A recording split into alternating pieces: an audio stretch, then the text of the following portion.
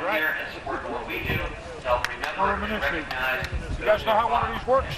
The gunner. Put your left hand on that. With your right hand, you would be grabbing the bolt handle, pulling it back, and letting it go. Pull it all the way back and let it go. We get the jump Do plane that. pilot.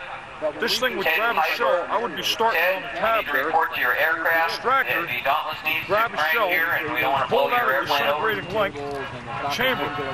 Then it would be ready to go. As long as you keep your finger on that trigger down there, as long as you don't run out of ammunition and nothing breaks, this thing will fire about 10 rounds a second.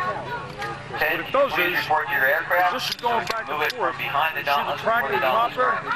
See what it's doing in my finger? The stud in that arm up there engages with the track.